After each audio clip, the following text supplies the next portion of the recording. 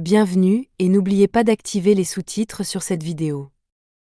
Theodore Kaczynski est né à Chicago en 1942, dans une famille ouvrière d'origine polonaise. Il avait un frère cadet, David, qui jouera un rôle dans l'arrestation de Ted plus tard. Les personnes qui ont fréquenté l'école avec Ted ont noté qu'il était un solitaire, qui excellait académiquement. Après avoir terminé ses études secondaires à l'Evergreen Park Community High School, il a sauté la 11e année. Kaczynski a été accepté à l'université de Harvard avec une bourse complète, à l'âge de 16 ans. À Harvard, il ne s'est pas fait beaucoup d'amis, mais il a continué à bien réussir académiquement. Cependant, c'est pendant son temps à Harvard que Kaczynski a également participé à une étude controversée dirigée par le psychologue Henry Murray. Dans l'expérience, les sujets devaient écrire un essai sur leur philosophie personnelle. Plus tard, alors qu'ils étaient connectés à des électrodes pour mesurer leur réponse physiologique, les sujets de l'étude étaient soumis à des heures d'insultes et d'attaques personnelles.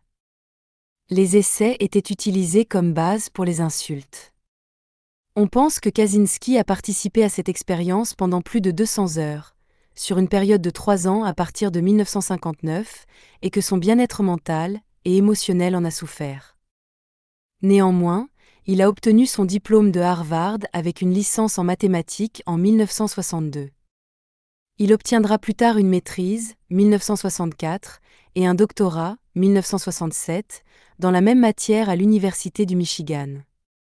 Après avoir terminé ses études, à 25 ans, Kaczynski est devenu le plus jeune professeur adjoint de l'histoire de l'Université de Californie à Berkeley, lorsqu'il a été embauché pour enseigner la géométrie et le calcul de premier cycle à l'automne 1967. Cependant, il a démissionné, sans fournir de raison, 2 ans plus tard. Après avoir quitté Berkeley, Kaczynski est retourné à Evergreen Park, dans l'Illinois, pour vivre avec ses parents pendant 2 ans avant de déménager dans une cabane qu'il avait construite dans les bois près de Lincoln, Montana, en 1971. Avec très peu d'argent, Kaczynski espérait vivre en autarcie, en apprenant des compétences de survie, telles que la chasse et l'agriculture biologique. Il a également travaillé à des petits boulots dans la région et a reçu un soutien financier de sa famille. Mais en 1975, il a été perturbé par l'empiètement de l'immobilier et du développement industriel dans la région autour de sa maison. Influencé par les écrits du philosophe anarchiste chrétien français Jacques Ellul, Kaczynski a commencé à vandaliser des chantiers de construction dans la région de Lincoln pour saboter le développement. Les attaques. La première bombe par courrier de Kaczynski était destinée à Buckley Christ, un professeur d'ingénierie des matériaux à l'université Northwestern. Le 25 mai 1978, un colis portant l'adresse de retour de Christ a été trouvé dans un parking de l'université de l'Illinois à Chicago. Le colis a été renvoyé à Christ, qui était méfiant, car il ne l'avait pas envoyé. Il a donc contacté la police du campus. L'agent Terry Marker a ouvert le colis, qui a explosé et causé des blessures mineures. Kaczynski était retourné à Chicago pour l'attentat de mai 1978 et y est resté un certain temps pour travailler avec son père et son frère dans une usine de caoutchouc-mousse. En août 1978, son frère l'a licencié pour avoir écrit des limerick insultants sur une superviseuse que Ted avait brièvement courtisée.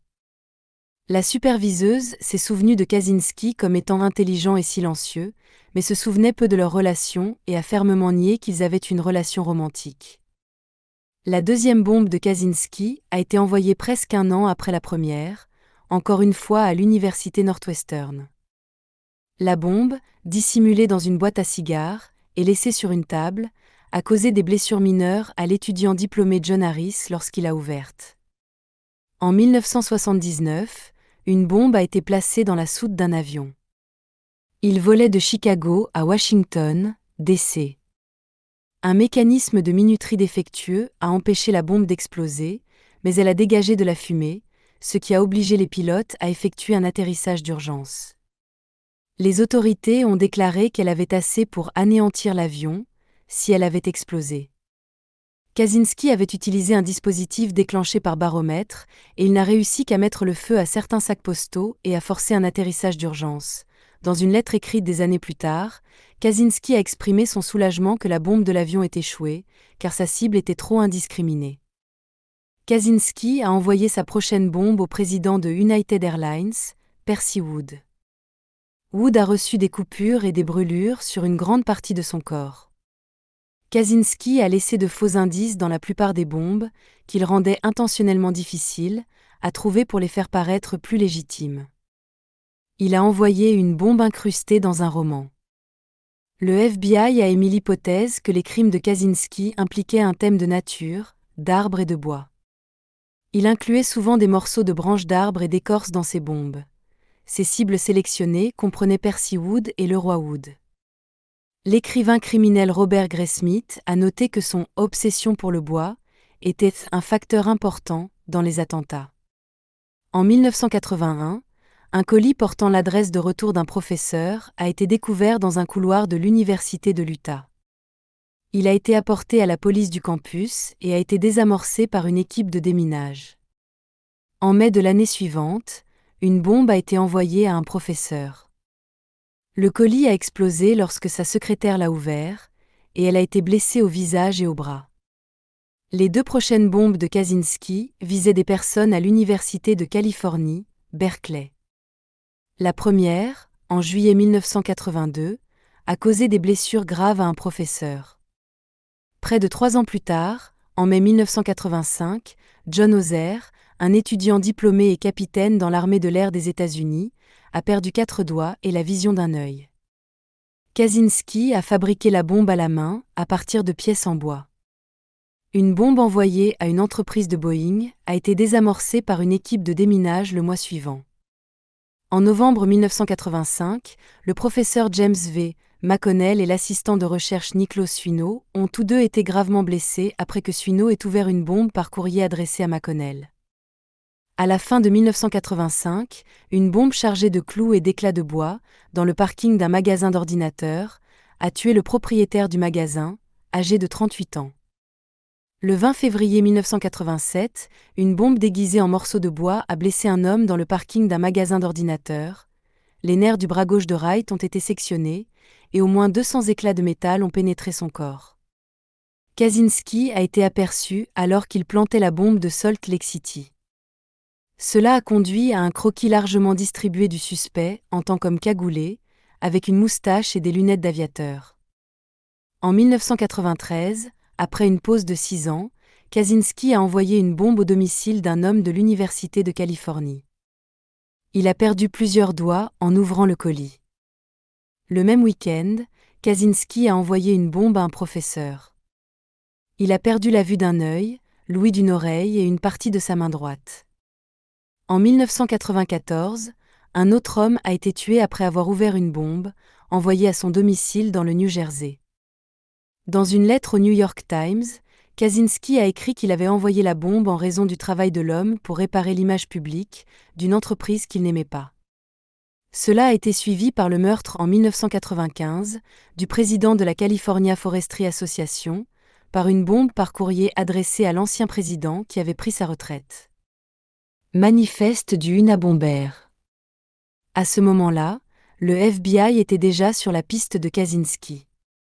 Sur la base des similitudes des dispositifs utilisés dans les attentats, ils en avaient déjà lié beaucoup et les avaient attribués à un seul auteur ou groupe d'auteurs. Ils croyaient également que l'attaquant avait des liens avec la région de Chicago et la région de la baie de San Francisco, ce que Kaczynski avait bien sûr. Pourtant, l'identité de Kaczynski était inconnue des autorités. Cela a commencé à changer, après qu'il ait envoyé son désormais célèbre manifeste aux médias. À l'été 1995, Kaczynski a envoyé des lettres exigeant que son essai intitulé « La société industrielle et son avenir » soit publié. S'il ne l'était pas, il menaçait de commettre plus d'attentats. Finalement, la procureure générale des États-Unis, Janet Reno, et le directeur du FBI, Louis Freeh, ont accepté que le manifeste soit publié, bien que ce soit une décision controversée. Les écrits plaidaient pour une idéologie qui s'oppose à la technologie et le contre-idéal de la nature. En fait, Kaczynski soutenait que la technologie et une société industrialisée détruisent effectivement la liberté humaine car elle doit réguler de près le comportement humain pour fonctionner. Il est intéressant de noter que des critiques et des universitaires écriront plus tard que bien que Kaczynski mérite le mépris pour les actes violents qu'il a commis, beaucoup des idées de son manifeste étaient assez raisonnables. Les idées du manifeste étaient également familières au frère cadet de Kaczynski, David, qui avait déjà des soupçons que son frère était le Unabomber, au moment où il a lu le manifeste après sa publication en septembre 1995. À ce moment-là, les deux frères étaient devenus étrangers. David est allé au FBI avec ses soupçons, et leur a partagé des lettres qu'il avait reçues de Ted au fil des ans.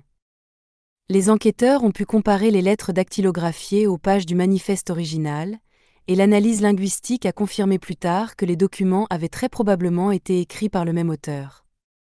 David avait demandé au FBI de garder son rôle dans l'enquête secrète, mais l'information a été divulguée. Arrestation du Unabomber. Les agents du FBI ont arrêté un Kaczynski négligé dans sa cabane, le 3 avril 1996. Une perquisition a révélé une cache de composants de bombes, 40 000 pages de journal manuscrites, comprenant des expériences de fabrication de bombes, des descriptions des crimes du Unabomber et une bombe active.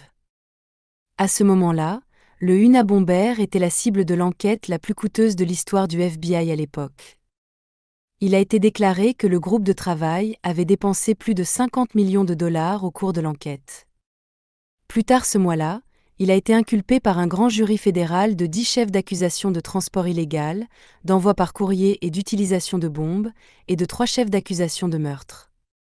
Bien que ses avocats voulaient qu'il plaide l'aliénation mentale, Kaczynski a refusé et a plutôt plaidé coupable à toutes les accusations. Il a été incarcéré, sans possibilité de libération conditionnelle, à la prison de sécurité maximale Supermax de Florence, Colorado. En prison, Kaczynski a écrit et publié 2 livres, Technological Slavery, The Collected Writing of Theodore J. Kaczynski, aka Unabomber, et Anti-Tech Revolution, Why and How, tous deux développant les idées de son manifeste original. En 2021, Kaczynski a été transféré au Centre médical pénitentiaire fédéral de Butner, en Caroline du Nord. Le matin du 10 juin 2023, Kaczynski, âgé de 81 ans, a été trouvé inanimé dans sa cellule et déclaré mort.